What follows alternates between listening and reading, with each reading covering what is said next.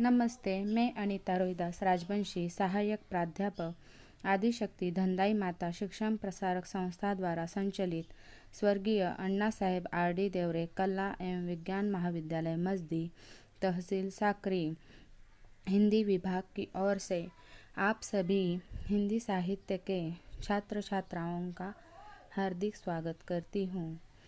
तृतीय वर्ष हिंदी साहित्य विशेष पेपर 3 अर्थात DSE के लिए निर्धारित पाठ्यक्रम हिंदी साहित्य का इतिहास दिया गया है। मित्रों, सबसे पहले हम इस पाठ्यक्रम का परिचय प्राप्त करेंगे। मित्रों, हिंदी साहित्य का इतिहास के अंतर्गत हमें आदिकाल, भक्तिकाल और रीतिकाल का अध्ययन करना है। अब हम देखते हैं कि इस पाठ्यक्रम का स्वरूप किस प्रकार दिया गया है। इकाई 1, जिसमें हिंदी साहित्य का काल विभाजन तथा नामकरण और आदिकालीन साहित्य आदि का अध्ययन करना है। हिंदी साहित्य का काल विभाजन एवं नामकरण। आदिकालीन साहित्य की पृष्ठभूमि, इसमें हमें राजनीतिक, सामाजिक, धार्मिक तथा साहित्यिक पृष्ठभूमियों का अध्ययन करना है। साथ ही आदिकालीन काव्य की प्रमुख प्रवृत्तियों पर प्रकाश डालना है। रासो साहित्य का संक्षिप्त परिचय प्राप्त करना है तथा विद्यापति एवं गोरखनाथ का साहित्यिक परिचय हमें लेना है। साथ ही आदिकालीन प्रसिद्ध साहित्य पृथ्वीराज रासो, जो कि चंद बरदाई ने लिखा हुआ है, और अमीर खुसरो की पहेलियाँ, मुकरियाँ, इनका संक्षिप्त अध्ययन हमें करना है। इकाई 2 जो है, इसमें भक्तिकाल का सामान्य परिचय है। इसमें भी हमें तत्कालीन पृष्ठभूमि का अध्ययन करना है। राजनीतिक पृष्ठभूमि, सामाजिक, धार्मिक तथा साहित्यिक पृष्ठभूमि का अध्ययन कर उसका विवेचन करना है। और भक्तिकालीन प्रमुख काव्यधाराओं तथा उनसे संबंधित कवियों का संक्षिप्त परिचय हमें लेना है। जैसे ज्ञानाश्रयी शाखा के प्रमुख कवि कबीर, प्रेमाश्रयी शाखा के प्रमुख मलिक मोहम्मद जायसी, राम भक्ति शाखा के तुलसीदास, कृष्ण भक्ति शाखा के प्रमुख कवि सूरदास, इनका परिचय हमें लेना है। और काव्य कृतियों का संक्षिप्त परिचय हमें लेना है। इसलिए निर्धारित काव्य कृतियाँ है पद्मावत, जो कि मलिक मोहम्मद जायसी ने लिखी है, और विनय पत्रिका, जो तुलसीदास ने लिखी हुई है। इकाई 3 जो है वो रीतिकाल का सामान्य परिचय। इसमें भी हमें तत्कालीन पृष्ठभूमि पर विवेचन करना है। राजनीतिक, सामाजिक, धार्मिक तथा साहित्यिक पृष्ठभूमि पर प्रकाश डालना है। रीतिकालीन काव्य की प्रमुख प्रवृत्तियाँ हैं, उनका भी परिचय हमें लेना है। साथ ही रीतिकाल के प्रमुख कवियों में बिहारी, घनानंद, केशवदास एवं भूषण का परिचय हमें लेना है। और रीतिकाल की काव्य कृतियों का संक्षिप्त अध्ययन दिया गया है। अध्ययनार्थ हमें 2 काव्य कृतियाँ दी गई है। कवित्त, जो घनानंद ने लिखी है, और शिवा बावनी, जो भूषण द्वारा लिखी गई है। इसके लिए संदर्भ ग्रंथ इस प्रकार हैं। हिंदी साहित्य का इतिहास आचार्य रामचंद्र शुक्ल ने लिखा है। हिंदी साहित्य का इतिहास संपादक डॉक्टर नगेंद्र है। हिंदी साहित्य का इतिहास डॉक्टर लक्ष्मी सागर वार्ष्णेय हैं। हिंदी साहित्य का इतिहास डॉक्टर देवी शरण रस्तोगी है। हिंदी साहित्य का इतिहास डॉक्टर सज्जन राम केनी है। हिंदी साहित्य का इतिहास डॉक्टर रमेश चंद्र शर्मा। हिंदी साहित्य युग और प्रवृत्तियाँ शिव कुमार शर्मा। इस प्रकार यह पाठ्यक्रम हमें तृतीय वर्ष प्रथम सत्र के लिए अर्थात पंचम सत्र भाषा हम धीरे धीरे विकसित होती हुई परिवर्तित होती है और उसका रूप जो है वो प्राचीनता से लेकर परिनिष्ठित भाषा की ओर प्रवाहित होता हुआ दिखाई देता है।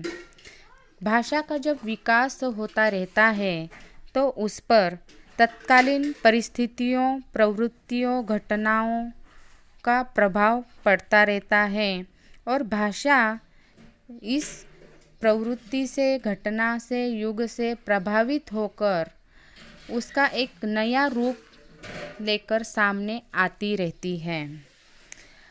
उसी प्रकार भाषा के साथ ही साहित्य जो है वो हर भाषा में लिखा जा रहा है और साहित्य का प्रभाव जो है वो समाज पर पड़ता है और समाज का प्रभाव साहित्य पर पड़ता है। साहित्य और समाज एक दूसरे के परस्पर पूरक होने के कारण साहित्य युग विशेष से प्रभावित होता है। उस पर युग दृष्टा, तत्कालीन युग दृष्टा, युग पुरुष से प्रभावित होकर विकासमान होता जाता है।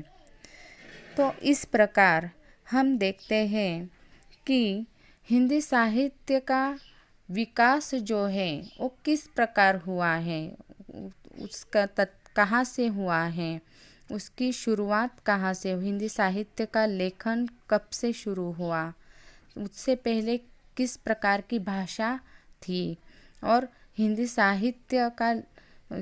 साहित्य लेखन की शुरुआत कब से हुई, तत्कालीन सबसे पहला साहित्यकार या कवि हिंदी का पहला कौन माना जाता है। ये सब जानकारी प्राप्त करने के लिए हमें हिंदी साहित्य के इतिहास के संबंध में जानकारी होना अति आवश्यक है। तो सबसे पहले हम देखना चाहेंगे कि ये हिंदी साहित्य का इतिहास लेखन किस आधार पर हुआ, काल विभाजन की आवश्यकता क्यों होती है, काल विभाजन के आधार क्या होते हैं और हिंदी साहित्य का काल विभाजन किसने किया, किन किन लोगों ने हिंदी साहित्य के काल विभाजन और नामकरण का प्रयास किया, किस रूप में काल विभाजन किया गया। इन सब बातों की जानकारी के लिए हमें हिंदी साहित्य के इतिहास का अध्ययन करना है। तो दोस्तों, हम यहाँ पर देखेंगे सबसे पहले कि हिंदी साहित्य के काल विभाजन की आवश्यकता क्यों है। तो हम देखते हैं कि अध्ययन की सुविधा के लिए, अर्थात हम जब हिंदी साहित्य का अध्ययन करेंगे तो जो भी अध्यार्थी है या शोधार्थी है, जब वो साहित्य का अध्ययन करेंगे तो उन्हें एक ऐसी रूपरेखा जाननी आवश्यक है कि कहाँ से हिंदी साहित्य का विभाजन हुआ है, कहाँ से उसकी काल सीमा ली गई है, कहाँ से उसका साहित्य लेखन किया गया है, किस कवि ने या किस लेखक ने हिंदी साहित्य का लेखन किया है। यह अध्ययन की जानकारी प्राप्त करने के लिए हिंदी साहित्य के काल विभाजन की आवश्यकता है। दूसरा जो है, साहित्य को सही ढंग से समझने के लिए, हम हिंदी साहित्य के अध्यार्थी हैं तो हमें हिंदी साहित्य का अध्ययन सही ढंग से करने की आवश्यकता है और इसलिए हमें हिंदी साहित्य के काल विभाजन की जानकारी होना आवश्यक है। तभी हम समझ पाएंगे कि साहित्य किस प्रकार का था।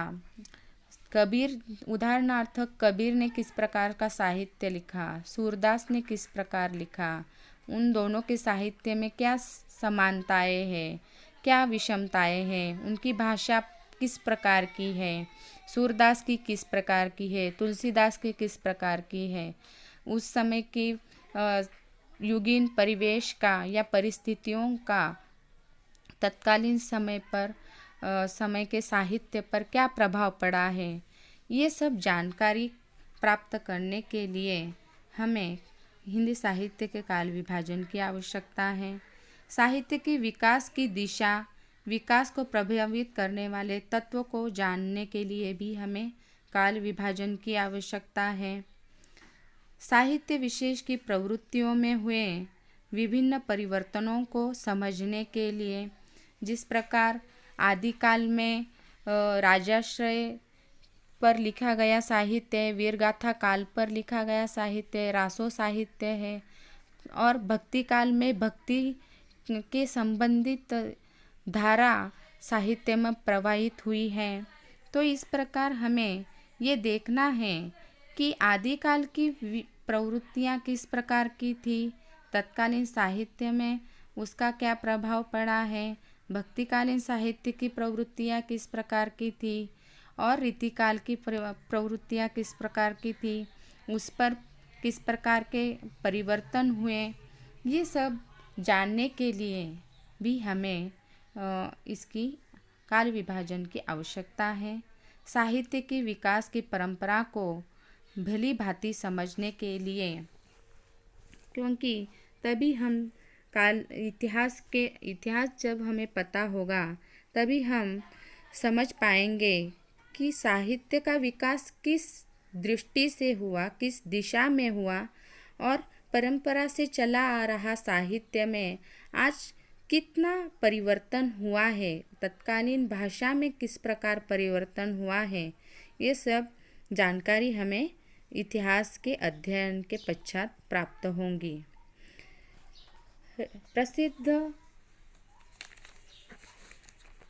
इतिहासकार रेने वेलेक के अनुसार वे कहते हैं, काल विभाजन के बिना साहित्य का इतिहास घटनाओं की अर्थव्यवस्था का समूह, मनमाना नामकरण और साहित्य का दिशाहीन प्रवाह हो जाता है। तो इस प्रकार यहाँ पर हम देखते हैं कि उनका भी कहना है कि काल विभाजन के बिना इतिहास की घटनाओं का हमें पता नहीं चलता। कोई भी किसी भी प्रकार का मनमाना नामकरण कर सकता है, जिसे चाहिए जो कोई भी उठकर किसी भी काल को कोई भी नाम दे सकता है, कोई भी काल सीमा निर्धारित कर उसके अनुसार वो अध्ययन करने लगेगा, और साहित्य इस कारण दिशाहीन हो जाएगा। सही साहित्य किस दिशा में किस प्रकार उसका विकास हुआ, यह बात हमें पता नहीं होगी, और इसलिए काल विभाजन की आवश्यकता है और उसका अध्ययन हमें करना ज़रूरी है। तो दोस्तों, यहाँ पर सिर्फ काल विभाजन करने की आवश्यकता है, तो इसका हमने अध्ययन किया कि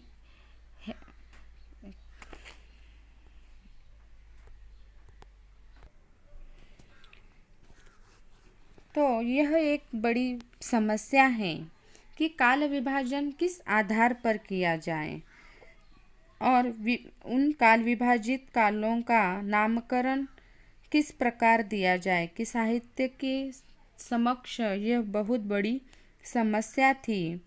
और यहाँ पर ऐतिहासिककारों ने कहा है कि सामान्यतः काल विभाजन और नामकरण के आधार इस प्रकार हो सकते हैं। पहला है ऐतिहासिक कालक्रम के अनुसार, जैसे आदिकाल, मध्यकाल, आधुनिक काल आदि दृष्टि से हम उसका काल विभाजन कर सकते हैं। शासक और उसके शासन काल के अनुसार, अर्थात तत्कालीन समय में कौन सा शासक था, उसकी शासन की नीति किस प्रकार की थी, किस शासक का प्रभाव अधिक था, और उस शासक के युग के अनुसार वह उस युग का शासक प्रवर्तक माना जाता है और उसके युग को ध्यान में रखकर भी हम काल विभाजन कर सकते हैं। युग प्रवर्तक साहित्यकार के आधार पर कभी कभी किसी एकाध व्यक्ति ऐसा होता है जिसके कारण वह युग प्रभावित होता है और उसे युग प्रवर्तक माना जा सकता है। जैसे हिंदी साहित्य में भारतेंदु काल में भारतेंदु जी के साहित्य और उनकी साहित्य की जो परंपरा हमें दिखाई देती है, उसमें उनका बहुमूल्य योगदान है और इस कारण